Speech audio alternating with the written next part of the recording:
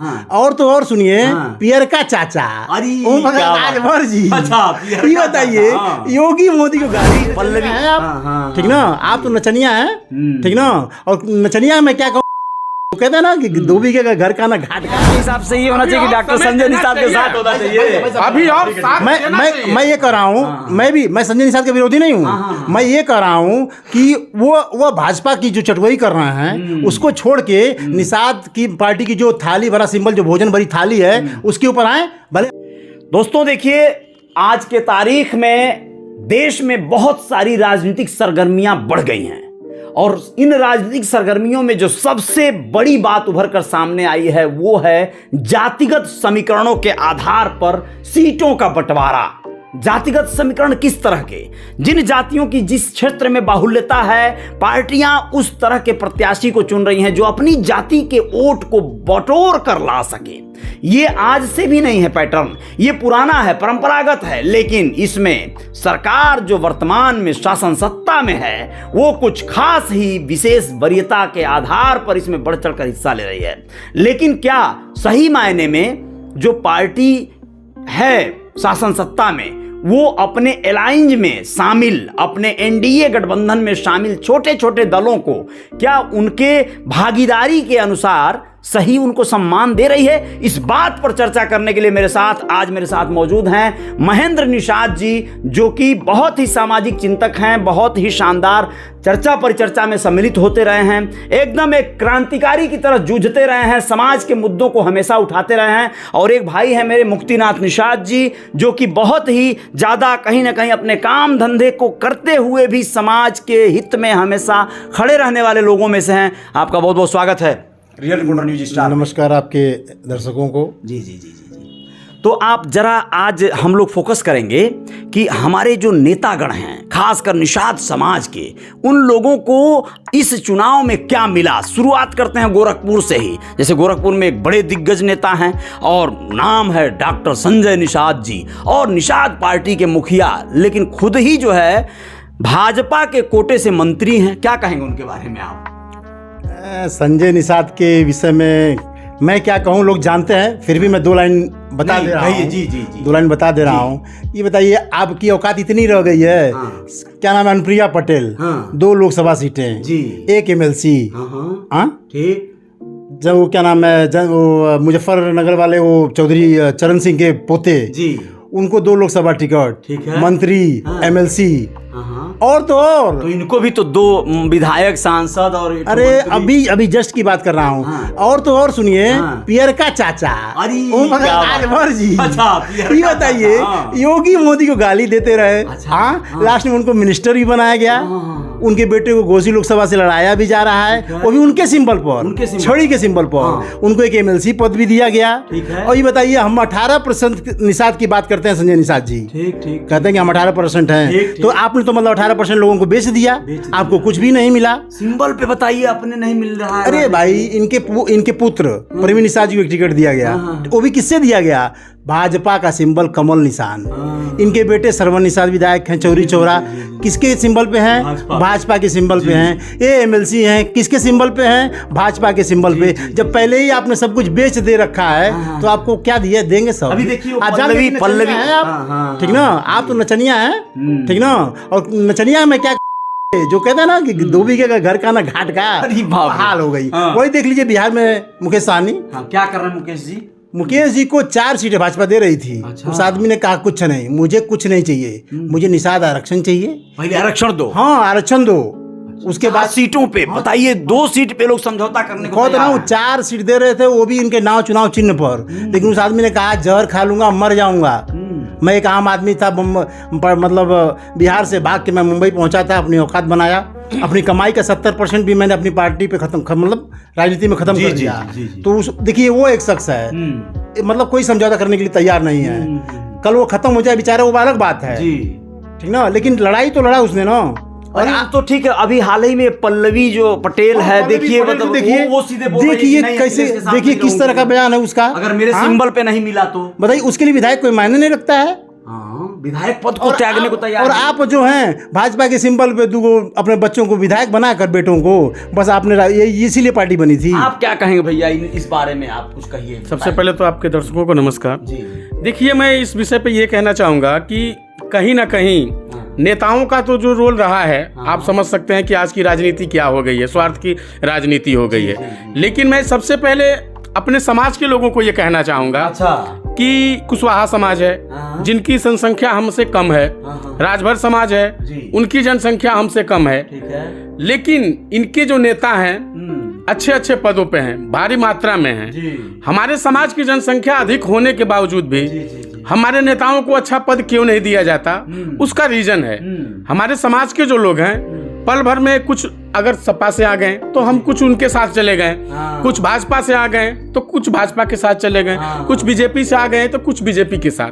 तो सबसे बड़ी चीज ये होगी कि हमें एक सूत्र में बंधना होगा। तो बंधे तो थे लोग, निषाद पार्टी में सब बंध गए थे, पार्टी बनी थी। देखिए सर, निषाद पार्टी बनी थी, हम नहीं बने थे, हम तब भी अलग थे। अगर पार्टी में बहुत बड़ी आबादी चली गई, लेकिन वो चली गई भाजपा में, सब जो है चली भाजपा में निषाद पार्टी गई, आबादी नहीं गई। क्योंकि अगर आबादी पूर्ण रूप से अगर एक जगह रहती तो भाजपा को यह निश्चित तौर से आभास हो जाता कि निषाद पार्टी एक सूत्र में है, तो इनकी मांगों को पूरा करो, नहीं तो अगर ये दोबारा हटेंगे तो मुझे इसका भारी नुकसान हो सकता है। यही तो करना है।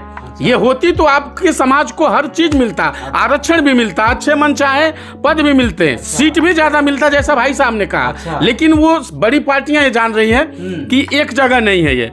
वो संजय निषाद जी ने जो कुछ भी कहा, मैं उनका एक बार धन्यवाद दूंगा, क्योंकि समाज को निषाद शब्द को उन्होंने विश्व पटल पे चाहे राष्ट्रीय पटल पे लाया। लोगों ने जाना कि निषाद नाम की कोई बिरादरी होती है। तो सबसे पहले मैं एक धन्यवाद उनको दूंगा। लोग उनको जो कुछ भी कहें, लेकिन उन्होंने इस चीज का आगाज किया। नहीं तो निषाद को कौन जानता था, तब भी हमारी जनसंख्या थी, अब भी हमारी जनसंख्या है। लेकिन तो राम के समय से लोग जानने वाले जान रहे हैं, लेकिन छुपाया गया ना, राजनीतिक पटल पर लाए। देखिए, राजनीतिक पटल पर वो लाए, और इसको दो तरह से लोग कहते हैं। एक तो कहते हैं लाए, एक कहते हैं भुनाए। देखिए, राम जय श्री राम आज से नहीं है, राम को लोगों ने भुनाया है ना। मैं ये कहूंगा कि इन्होंने भुनाया है, दिलाया नहीं। दिलाया ये चाहते थे ना, यदि भाजपा के साथ ये बिकते नहीं, मतलब ठोस आधार पे यदि काम करते, तो हमको आज तक निषाद आरक्षण मिल गया होता। जब आप ही कहते हैं कि हम मझवार में थे, निकाल दिया गया। ठीक है भाई, 1990 में चाहे 89 में निकाल दिया गया, तो हमको क्या करना है भाई? तो आप उसके लिए लड़ाई लड़ना चाहिए ना। आप एक शब्द नहीं, आप कहने कि निषाद समाज पढ़ाया हुआ ही नहीं है। भाई कौन कहता नहीं पढ़ा हुआ है? मेरा ही परिवार है, ठीक है। मेरे दादा और वो सब मछली मारते थे, मेरे पिताजी मारते थे, मैंने नहीं मारा, मेरे बच्चे नहीं मारेंगे। तो भाई मान लीजिए कि हम, मेरे घर में 2-4 लड़के जो है ग्रेजुएशन है, इंजीनियर हैं, तो ये बताइए आप कह रहे हैं कि क्यों नहीं पढ़ा है? मुझे लगता है कि आज निषाद समाज का कम से कम 50% लोगों में जागरूकता आ गई है। जागरूकता आ गई है, डिग्रियां पढ़ रहे हैं, अच्छी डिग्रियां ले रहे हैं, बच्चों का हायर एजुकेशन की तरफ रुझान बढ़ा है बहुत बड़े पैमाने पे। और आज अगर ये आरक्षण के मुद्दे पर चूंकि शासन सत्ता से नजदीकी बढ़ाए थे और इसी मुद्दे को छोड़ दिए। अजय जी, मैं एक ही बात कहना चाहता हूँ। अब भाई भाजपा कहती है कि एक देश एक संविधान, मतलब सब कुछ एक ही चीज ना, एक ही रहेगा। तो क्यों इस देश में जातियां जो अलग अलग, यूपी में मल्ला और निषाद बिंद केवट जो है कि वहाँ अनुसूचित में रहेगा, और यूपी में मतलब ओबीसी में रहेगा। अलग अलग प्रदेशों में अलग अलग कैसे है? सही बात, सही बात। चलिए, होना चाहिए ना। अब ये बताइए मुद्दे की बात में। संजय जी हमारे रिप्रेजेंटेटिव हैं, भाई वो कहते हैं ना कि हम आपके वकील हैं, तो भाई हम आपको वकील बना के भेजे हैं, तो आप क्यों नहीं पैरवी कर रहे हैं भाई? आपको मुकदमे को जीतना चाहिए ना। अब तो आप प्रधानमंत्री के साथ आप बैठते हैं, अमित शाह के साथ बैठते हैं, तो अब तो हमारे वकील को अब जीतना चाहिए ना। और प्रूफ भी है हमारे पास कि हम ऑलरेडी मझवार में थे। तो यही सब बातें हैं। अब उनको कौन समझाए, उनके पास कौन जाए भाई? अब आप लोकसभा चुनाव में निषाद समाज का बड़ा तबका किस ओर रहेगा, किसके साथ रहेगा? देखिए, मैं ये तो नहीं कहूँगा, लेकिन मैं निषाद समाज को यही कहूँगा, ठीक ना, कि आपके इधर जाने या उधर जाने से कोई फर्क नहीं पड़ता है। आज भी मैं यही बात कहता हूँ, जहाँ भाई भाजपा ने क्या दिया है, एक ही सीट दिया है। आपको बता दूं पूरे प्रदेश की बात, एक ही सीट 80 लोकसभा सीट में एकमात्र सीट दिया है इन्होंने, वो भी संजय निषाद जी के लड़के को। तो मैं कह रहा हूँ जहाँ भी हमारा निषाद भाई आता है, जैसे मिर्जापुर आ गया, राजेंद्र बिंद जी, ठीक ना, और आपके इधर सुल्तानपुर में भीम निषाद आ गए। ऐसे मतलब कई सारे निषादों को सपा ने टिकट दिया है। सपा यहाँ से गोरखपुर से काजल निषाद को टिकट देखिए दिया मैं भूल रहा हूँ, सपा ने काजल निषाद को दिया है, तो भाई हम दें वोट, जीते या न जीते। काजल निषाद को हाँ एकदम वोट करें भाई, कम से कम हमारे प्रतिशत योगी बाबा को पता तो लगेगा, योगी ही योगी बाबा है, ठीक ना, सरकार है, अब क्या कहें, ठीक है। रोज आरक्षण के मुद्दे पे बोलते थे, इवन सांसद में बोलते थे, लेकिन जब से ये भी वहां से मुख्यमंत्री हो गए तब से ये भी जो है आरक्षण का मुद्दा, निषाद कितना थे कितना है सब भूल गए, निषादों का बड़ा एहसान जताते थे लेकिन भूल गए, ठीक है।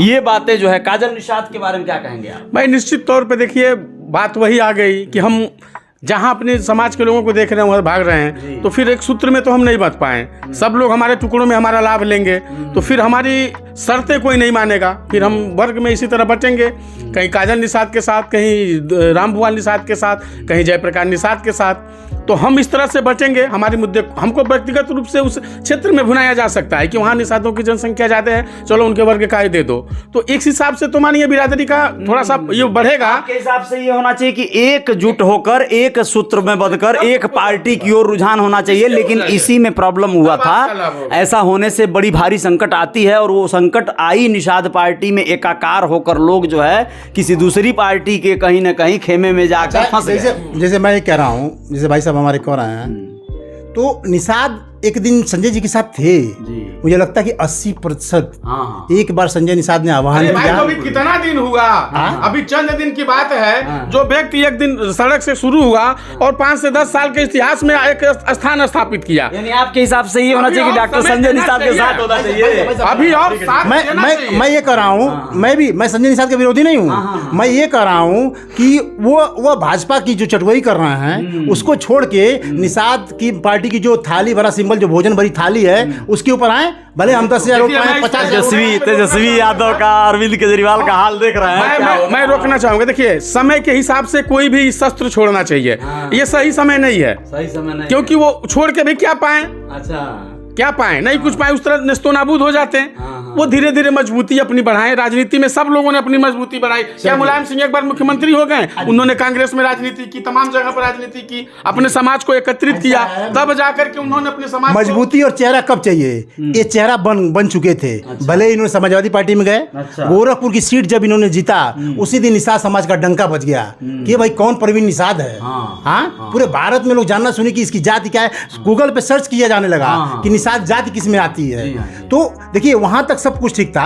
मैं आज यही कहूंगा, भले भाई साहब मेरी बातों से सहमत ना हो, लेकिन ये कहीं ना कहीं अपने आप को बेच दिए। नहीं बेचे अभी नहीं है, वो सही समय का इंतजार कर रहे हैं, और हमें समाज को उनके साथ रहना चाहिए। बेचेंगे। मैं 2 मिनट में बोलना चाहूंगा, देखिए क्या होता है, जब हमारे समाज का कोई एक व्यक्ति जागरूक होता है, तो हमारे समाज से 20 ठो नेता कोई झंडी कोई पतंगा लेके तैयार हो जाते हैं, तो उनसे कुछ उखड़ता नहीं है, और जो थोड़ा बहुत बेचारा चलने लायक रहता है उसको भी डिस्टर्ब कर देते हैं। तो ये चीजें हमारे समाज को बदलना पड़ेगा। कोई राजा एक ही होगा, उसको पहले बनाइए, उसके बाद बहुत सारे पद हैं, बहुत सारी चीजें हैं जो इसका लाभ आप ले सकते हैं। अजय जी, मैं इनकी बात से सहमत हूँ, लेकिन क्या हमारे 18% जो निषाद समाज है, क्या एक भाजपा के एक ही टिकट के लिए मोहताज है वो? नहीं यही तो मैं मैसेज देना चाहता हूँ ना, ये समाज की गलती नहीं है, आप सॉरी ये समाज की गलती है ना, कि समाज का अस्तित्व क्या रह गया कि उन्होंने ये समझा अपने आप को तो हम नहीं कर पा रहा है। देखिए चर्चा बहुत लंबी हो जाएगी, बहुत बड़ी बात हुई, बहुत इंपॉर्टेंट चर्चा हुई। निषाद समाज खासकर आज की स्थिति में क्या है और उसे क्या मिलना चाहिए, क्या नहीं मिल पाया, इन सारे बातों के लिए कौन जिम्मेदार है, असल में कौन अपने आप को कहीं ना कहीं गिरवी रख दिया या बेच दिया, कौन अपने आप को और मजबूत बनाना चाहता है, इन सारे बातों पे चर्चा जारी रहेगी आने वाले वक्त में भी। आप लोग भी कमेंट करके बताइएगा ये खबर आप लोगों को कैसे, क्या लग रहा है, इससे क्या नज़र आ रहा है, आप लोग किसको सपोर्ट करने वाले हैं, वोट करने वाले हैं, और इस वीडियो को साझा करना मत भूलिएगा। कमेंट बॉक्स में अपने सुझाव जरूर दीजिएगा। जय जयकार जारी रहेगी। बहुत बहुत धन्यवाद, शुक्रिया।